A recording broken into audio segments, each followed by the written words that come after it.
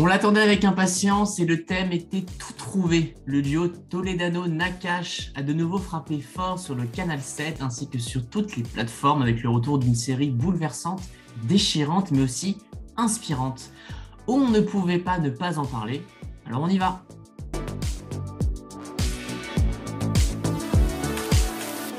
Et bonjour Shannon, bon retour, ça fait longtemps. Et bonjour Florian, mais oui, ça fait depuis février qu'on n'a pas fait d'entre nous. 3 mois, il s'en est J'ai passé. l'impression qu'on a perdu la main. J'ai l'impression qu'on a perdu la main. On va essayer, on va voir ce que ça donne. Le public nous dira finalement si on était vraiment un petit peu bloqué dans ce qu'on allait dire. Mais à travers la description, en tout cas de l'introduction, je pense que vous avez deviné de quoi on va parler. Mais Shannon, c'est à toi de nous le dire. En effet, on va parler de la saison 2 de la série En Thérapie, donc disponible sur Arte.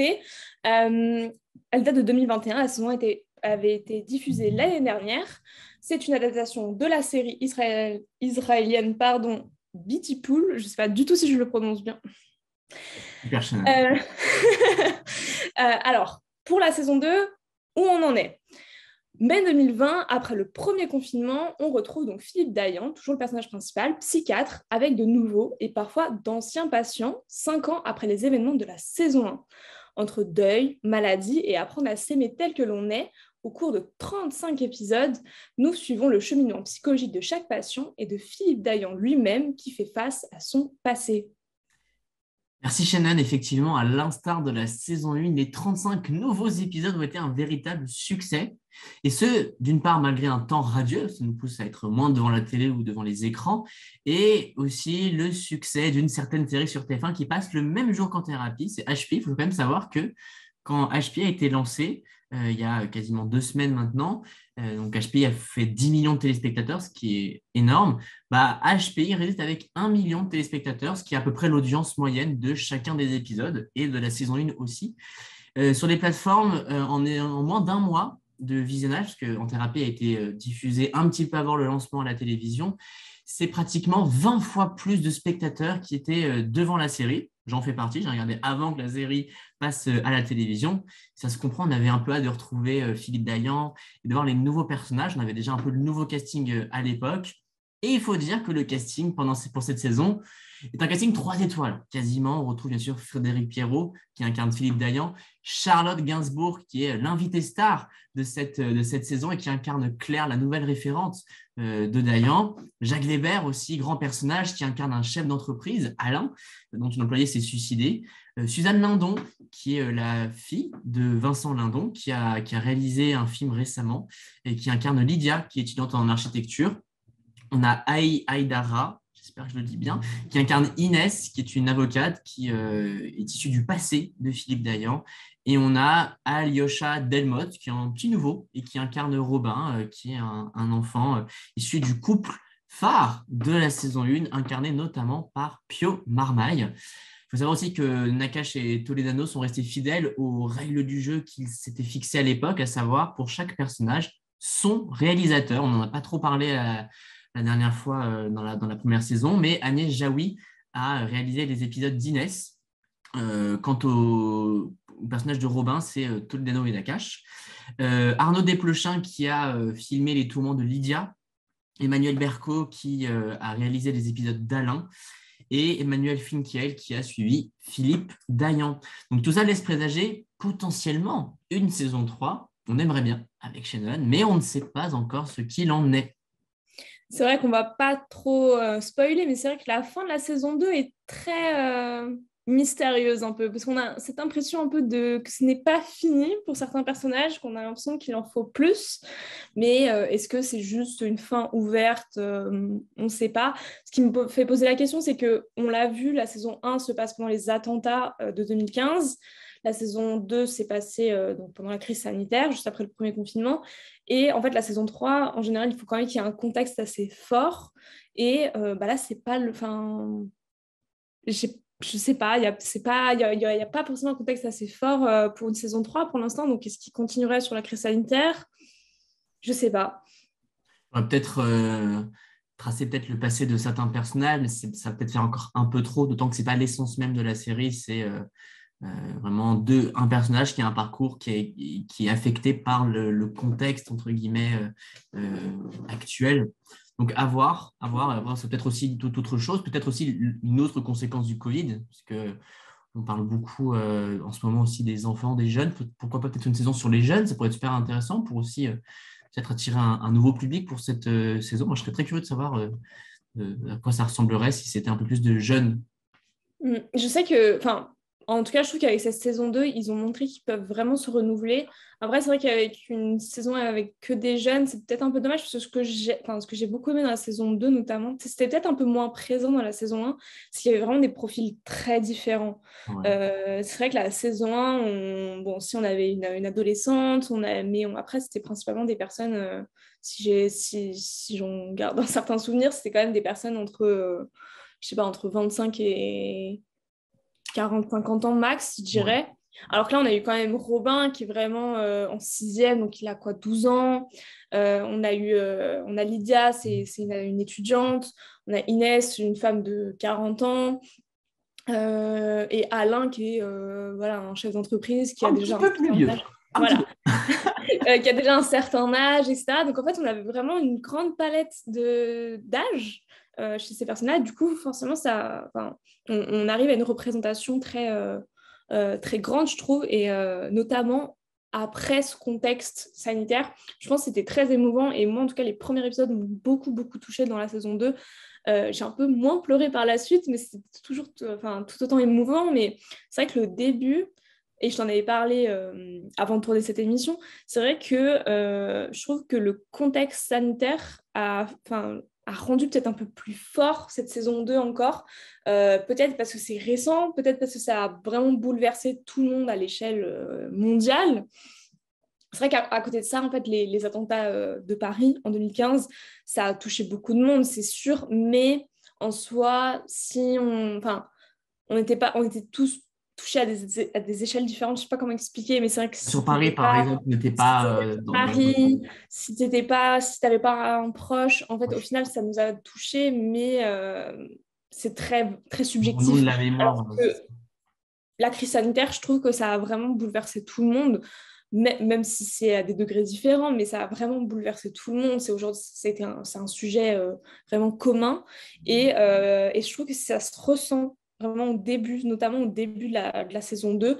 On voit que c'est très, très, très prégnant. Et en fait, moi, ça m'a vraiment bouleversée de voir ces personnages voilà, complètement en stress par rapport à la situation sanitaire, surtout qu'en plus ils sont juste après le premier confinement qui avait été très long et dur. Et c'est vrai que nous, on sait après ce qui se passe, mais eux, en fait, à ce moment-là, ils ne le savent pas. Et en fait, on arrive à dériver sur leur propre histoire personnelle et intime. Je trouve que c'est tellement bien écrit, c'est impressionnant. Mais c'est vrai qu'on avait un peu peur que le Covid soit trop présent, un peu anxiogène dans la série, mais on y passe presque vite outre. On va Ouais. vraiment effectivement très rapidement dans l'histoire des personnages. Et ce que tu disais par rapport à la diversité des patients, de leurs âges, de leur parcours, de leur même milieu social, c'est qu'effectivement, on peut plus s'identifier à certains d'entre eux. Et on en parlait juste avant, ceux qui nous ont, nous, le plus touchés, c'est Lydia et Robin, en l'occurrence. En tout cas, Lydia, c'est celle qui m'a fait le plus pleurer. Mm. Vraiment, quasiment à chaque épisode, en fait, elle me faisait pleurer, c'est pas possible. Mais aussi, est-ce qu'il y a leur musique là, leur musique tout le temps, Ah, mais leur musique. laisse tomber. Ça me fait, mais ça fait du bien aussi un peu de pleurer parce que ça montre qu'on rentre dans l'histoire et c'est toujours cette réalisation très intimiste dans un nouveau cabinet avec deux personnes, donc on a un peu le troisième, enfin juste oui, la personne qui est là pour observer un peu, une sorte de deuxième un peu psychologue qui rend aussi la série très intéressante. On est un petit peu plus, entre guillemets, acteur, plus impliqué dans la série qu'un film ou une autre série, par exemple une série policière, où on est plus là en train d'observer, d'accord, pourquoi pas, que là, on peut aussi plus penser avec Philippe Dayan, dont on commence un peu à connaître les raisonnements. On peut penser voilà, par quel axe il va passer pour tenter de comprendre l'origine du mal-être. Shannon t'en parlait, je pense que tu vas en parler, mais il y a toujours un parallèle sur l'enfance. Et c'est vrai qu'on a, pas chez tout le monde, en fait, quasiment. Mais c'est ça, et en fait, je rigolais un peu parce que quand je regardais cette série, j'avais l'impression d'être en thérapie par procuration, tu vois. Que, en fait, parce qu'il y avait, pour certains personnages, j'avais quand même des échos, tu sais, voilà, à ma propre intimité, ma propre histoire. Et c'est vrai que c'est pour ça, je pense qu'aussi, des personnages comme Lydia ou Robin qui sont jeunes et voilà, qui font face à des problématiques qui sont proches de ce qu'on peut vivre ou ce qu'on a pu vivre, ça nous a beaucoup bouleversés. Et c'est vrai, comme tu dis, il y a toujours ce côté. J'ai remarqué que dans cette saison, j'avais l'impression que c'était plus présent que la saison 1. Alors, il y a toujours, en thérapie, forcément, on va toujours avoir un parallèle avec l'enfance, des traumatismes d'enfance, enfin, comment ils ont impacté sur notre vie d'adulte ou de l'âge de la personne qui est en thérapie à ce moment-là. Mais je trouvais que dans cette saison 2, il y avait Philippe Dayan revenait souvent avec ses patients différents sur le moment de la naissance, le nourrisson, le lien qu'il crée avec sa mère ou avec son père, et comment ce moment, ces premiers mois de vie sont déterminants pour la suite, en fait. Et on va pas trop rentrer dans les détails pour pas vous spoiler, mais c'est vrai que ça a beaucoup touché Inès, qui a des problématiques... Enfin, qui est là pour des problématiques justement de parentalité. Robin, voilà, qui est adolescent, enfin, qui est un pré-ado, on va dire, et dont les parents bah, voilà, sont très conflictuels. Ça, j'ai beaucoup aimé d'ailleurs retrouver Robin, enfin, qu'ils aient choisi Robin, le fils du couple qui était dans la saison 1. Je trouve ça très intéressant. En plus, bah, le couple est revenu un peu et voir où ils en sont 5 ans après et comment ça a affecté leur fils. Je trouve ça hyper intéressant. Voilà, Lydia, qui elle, bon, c'est pas forcément un spoiler, mais qui a un frère autiste, et du coup, comment en grandissant, sa dynamique avec ses parents s'est construite. Je trouve ça très intéressant. Alain, comment lui, voilà, de son grand âge, mais il a en fait entretenu des traumatismes de sa petite enfance. Je trouvais que c'était très intéressant et ça va même en écho avec l'histoire même de Philippe Dayan quand il en parle avec sa superviseuse, je ne sais pas si on peut dire ça comme ça, Claire. Hésité, mais en tout cas référente, ça c'est. Ouais, référente, voilà. En fait, c'est pas vraiment son superviseur, enfin, ils insistent sur le fait que c'est plus des discussions entre collègues, entre confrères et Ouais, c'est ça. consoeurs. Et voilà, et c'est vrai que du coup, même Claire, on découvre un peu ce personnage au fil de la saison. Au début, elle est très dans son rôle justement de référente. Puis après, ça va un peu dévier où ils vont plus vraiment discuter, même parfois inverser les rôles. Je trouve ça très intéressant de découvrir Claire. Et en fait, j'ai trouvé dans cette saison aussi, le personnage de Philippe Dayan m'a beaucoup touchée. En fait, genre, je trouvais que dans la saison 1, bon, voilà, il faisait face à voilà, du potentiel désir pour une patiente, avec un mariage qui se détruisait petit à petit, les relations avec ses enfants qui étaient compliquées. Et là, en fait, dans cette saison 2, bon, bah voilà, c'est 5 ans après, donc c'est un peu terminé tout ça. Il a divorcé, il a avancé, etc. Ses enfants ont grandi. Et voilà, et on le voit bon, bah, voilà, faire face à la technologie quand il doit faire une séance en visio, sa fille qui lui met en place le Facebook ou ce genre de choses. Ça, c'est très C'est drôle. très marrant et je l'ai trouvé très touchant. Donc aussi, il recroise la route d'une ancienne petite copine de son adolescence, et du coup il y a tout un jeu un peu voilà, il la retrouve, et en fait c'est très intéressant parce que chaque épisode est quand même centré sur un patient, mais il va toujours avoir un petit moment au début ou un petit moment à la fin où on va voir voilà, Dayan dans sa vie, comment il évolue par rapport à cette relation, et puis parfois on le voit danser, et, je sais pas, il m'a beaucoup touchée. Je trouvais que c'était très rafraîchissant justement dans ce contexte très lourd. Je pense qu'il fallait un peu dépoussiérer Dayan, qu'on allait au-delà juste du psy. C'était peut-être maintenant ou jamais, peut-être que s'il n'y avait pas ce côté aussi de l'histoire de Philippe Dayan, la saison aurait été un peu moins extraordinaire. Donc c'était aussi le moment. Et il y a aussi eu un fil rouge tout au long enfin, du moins dans les 2 tiers de la série, c'est un procès en cours par rapport à un ancien patient, donc qui fait écho à la saison 1, toujours un écho de la saison 1, qui peut mettre à mal sa profession de psychologue. On revoit aussi d'ailleurs son ancienne référente du coup, dont je n'ai plus le nom, et qui est incarnée par Carole Bouquet, c'est tout ce que je sais, qui apparaît à 2-3 reprises et qui aussi manquait et qui fait partie de l'ADN, en tout cas, de la série. Charlotte Gainsbourg, énorme révélation. J'étais pas prêt à voir Charlotte aussi froide, distante et professionnelle avec Philippe Dayan. Ouais. Quand on la voit dans les interviews, dans des émissions, dans des films, pour moi, c'est la douceur incarnée, même dans la voix. C'est un plaisir de l'écouter, alors que là, on a l'opposé du personnage. Et comme tu le disais, il va y avoir un tournant. Au bout d'un moment, on va avoir un peu la fragilité de Claire. Et je pense qu'il y a vraiment quelque chose à construire là-dessus entre Philippe Dayan et Claire. Je pense que leur relation professionnelle commence un petit peu à dévier vers un autre type de relation. Je pense que ça peut aller beaucoup plus loin, notamment quand on connaît un peu plus ce qui se passe du côté de chez Claire.